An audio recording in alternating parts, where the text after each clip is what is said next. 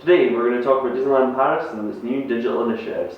Disneyland Paris has taken a huge change over the last couple of years and it's already moving to a new digital foundation to run its parks.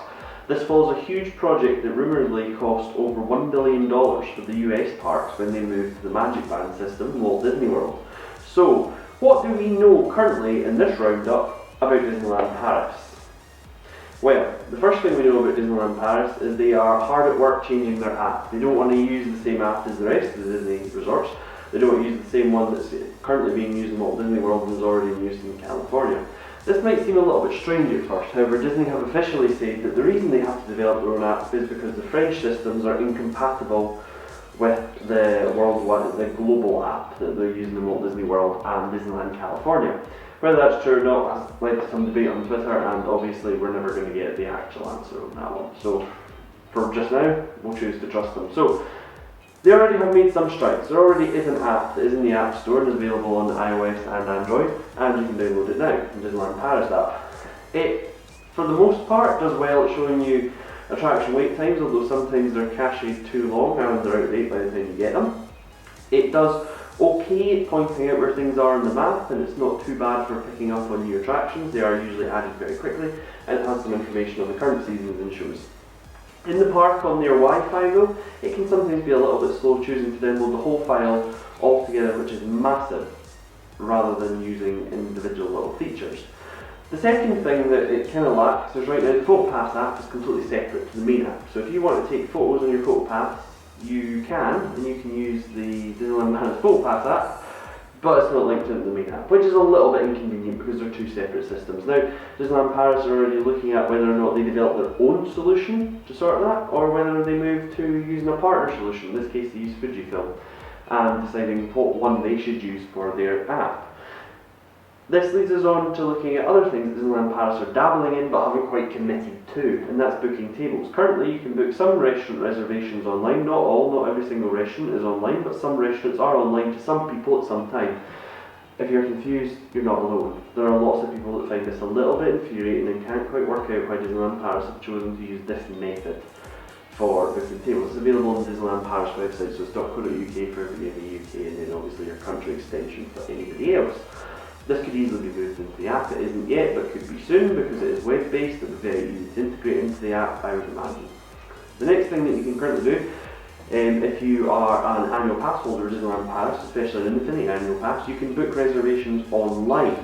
So you can currently book reservations for swimming in one of the hotel pools, or you can book reservations for either the parade or the fireworks special viewing areas for Infinity annual pass holders. Now, anybody who's used it will know that you have to get on there bang on 11 o'clock UK time to snag a reservation for one of the pools because you can't get a reservation otherwise. You can usually get the parade and the fireworks viewing spots probably up to a couple of days out. So you're okay for that. Now, because that's again a web page, it'd be very easy to integrate into the app, but it has not been integrated yet. So we know these two features are being worked on. We already know that you can do photo passes. You can already have a photo pass that could be integrated very quickly. You already can book restaurant reservations online, so it must be very easy to integrate into the app. We also know that you have the ability to book special events as an Infinity Annual Pass holder, so that already exists. We also know from the Magic Card that you can get if you're a Disney on-site hotel guest, that you can link in through the RFID your room reservation, your meal bookings, your meal vouchers, your tickets and your fast passes. So all from that can all be bundled into one service. So that, on another tangent digitally, is already coming together. So once they bring all these things together, hopefully should be able to push them into the app. They have teased that already they have annual passes kind of working behind the scenes in the app, and they have daily tickets working within the app, and you can buy them and use them on the app and send them to your family members that are going to need them. That is already supposedly working behind the scenes, just needs testing. Which leads us on to the information that we now have that came out this week. Or rather, the information came out inside years last year when they told us there were going to be new turnstiles, but this week we have new turnstiles to look at, and those new turnstiles are available in Disneyland Paris, and they are a much more upgraded turnstile. Now, the interesting thing is there's a lot of speculation on whether or not the new turnstiles would be like tap styles at Walt Disney World, where you tap your Magic Band or your card and then you use your fingerprint. However, French and more specifically European law on biometric data requires it to be held in a very, very secure enclave. So it's not a huge surprise that Disneyland Paris has opted not to use biometric data, because the level of fine you can get if that leaks, and secondly, the level of security you need to add to that is rather severe. And I'm not entirely sure that unless you build the system out with that protection in place, that's ready to go. So I would imagine, I'm not saying the Americans are insecure and they don't care about data, they absolutely care about data and privacy, but in Europe there are massive fines if you do not get it right on day one. So the ticket system is probably not that secure, it's not medical grade secure, and that's kind of what the European authorities like for biometric data, is for it to be medical grade secure.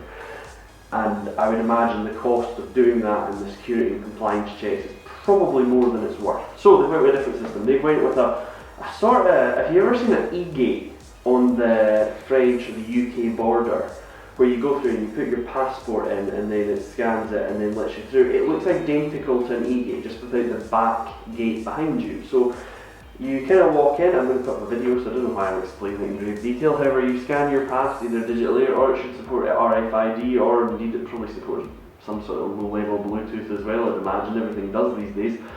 And when it scans it, then opens the gate for you to go through. And they certainly seem to have been built wide enough now to accommodate people with strollers, and I'm calling it a stroller like an American, it's a pram, a pushchair, whatever you want to call it. You can push through your buggy, or you could go through a wheelchair or some sort of walking assisted device, which is obviously welcome, because it shows that they are, rather than establishing special queues or special areas for people with additional needs or buggies or pushchairs, and trust me, there are lots, and having them slow down the process, they've found a way to incorporate everybody and treat everybody equally at the same time, which is only a win for everybody involved, because it will lead to it being faster.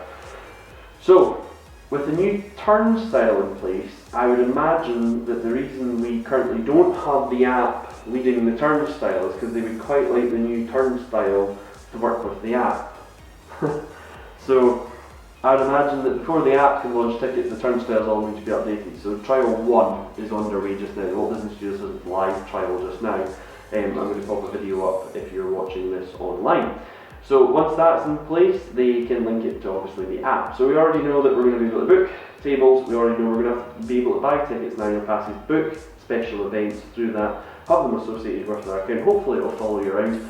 That means the next big one is probably Fast Pass that needs to be introduced, because that's one of the big things that they can chuck into the app that I think could make it all round better. If you could see where Fast Passes are booked without having to go there, maybe they won't. The other thing we know that they trialled, but they didn't do it with their own app, but they trialled the whole meet and greet scenario in the Walt Disney Studios, where you had to download the app that let you then, it was like a French line app, Line Bertie, I think it was called, here, Line Bertie. And you went into that early in the morning, you booked your place, and they were gone within 5 minutes, and everybody were really, really upset by this. And I remember people getting very, very upset. However, it was probably the first time that the system has been entirely fair, because there are certain people who, rightly or wrongly, I see this flying around, specifically in Facebook groups, people seem very upset about people having disability passes. Personally, I've never been inconvenienced by them. However, I imagine it's more a character thing, because characters have a fixed rate of people they can go through, and people are very, very upset that actually, for some reason, other people are getting in front of them. I can imagine in the hot weather after a long day that infuriates people. It was a very fair system, because everybody booked a place and everybody kind of got their place in the same sort of system. However, I think we're gone within 5 minutes. I would imagine that a similar system, if not a slightly more fair system, will be getting introduced via the in-house app that they're doing. The last thing I'd like to touch on is that a lot of people are a little bit annoyed that they are doing it in-house and they're not using the global app. And I totally get that, because the idea is there's already a global app you could take off the shelf, throw it in, it already is a pretty damn good app, and we could just have it. And I get that. I really get the argument for that. But the problem comes in that, specifically if you ever use the Walt Disney World and then the Disneyland one, they're not identical. They are not identical in any way, and in fact, I'd say the Walt Disney World one is probably the best one that's built out, and Disneyland will certainly get up there.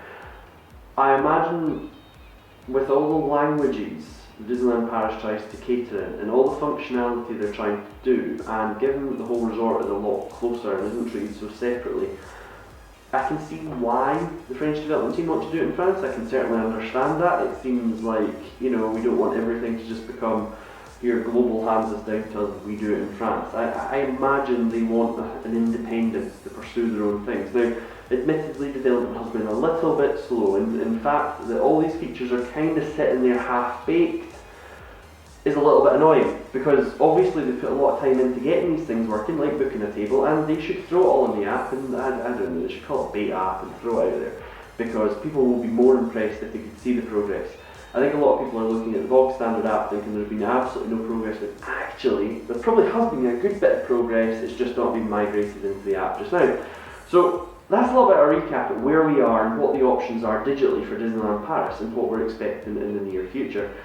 I would hope that Disneyland Paris are kind of listening to the feedback and realise that people think it's going very, very slow and probably don't realise that the web work and the external services can be brought into the app, and they're probably behind closed doors already are.